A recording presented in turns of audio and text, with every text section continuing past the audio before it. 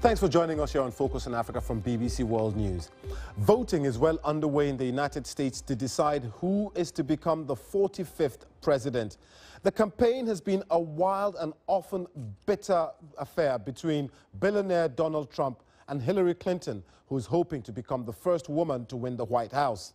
The BBC's Zura Yunus is following developments for us in Washington, D.C. Zura.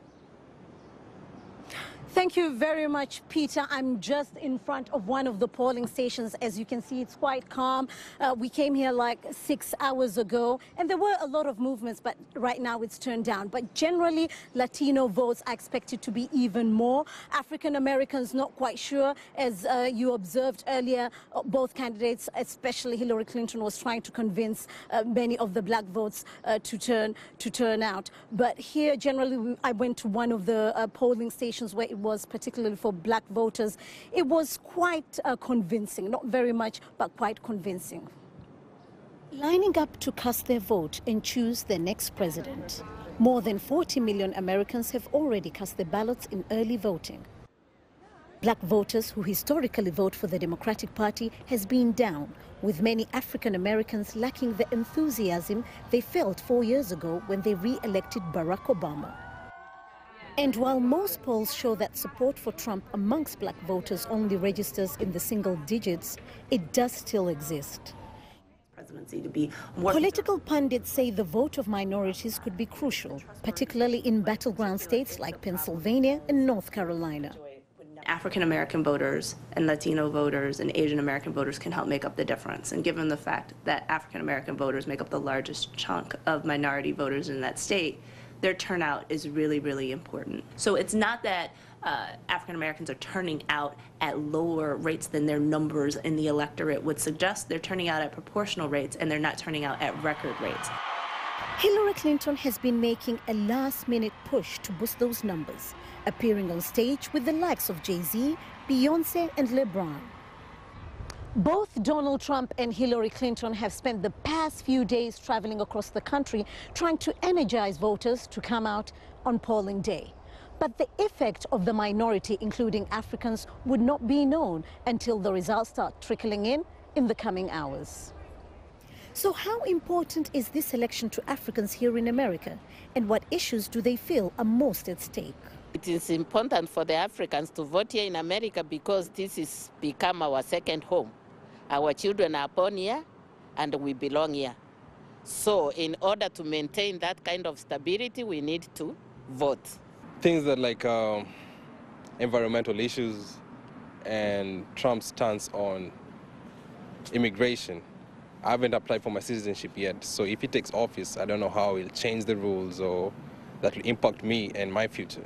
We are the minority in this country, and by voting, we are expressing our ability to make a difference in the future of this country, the future of the young people, and the future of the minorities.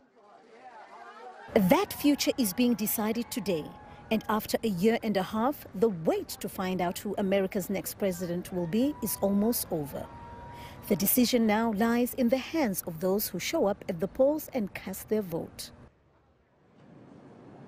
And now I'm joined here by Ambassador Ruben Brigady, who is the Dean of the Elliott School of International Affairs, and also the former U.S. Ambassador of the African Union. Ambassador, how do you compare the elections here in the U.S. and Africa?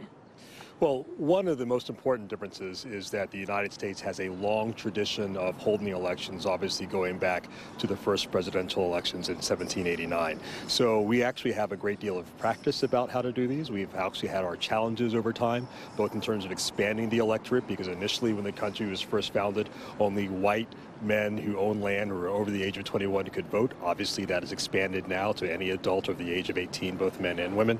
But we have had a great deal of experience as opposed to many other African countries who, by virtue of the relative youth of their democracies, simply don't have as much time, as much practice, and therefore, frankly, many of the norms around those elections are weaker than they are here in the United States.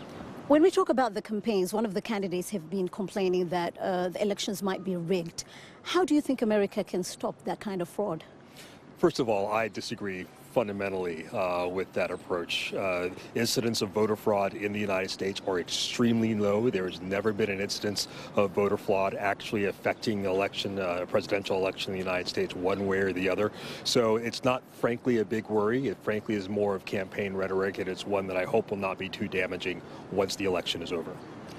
When we talk about black votes, why is it quite hard this time for many blacks to turn out to vote?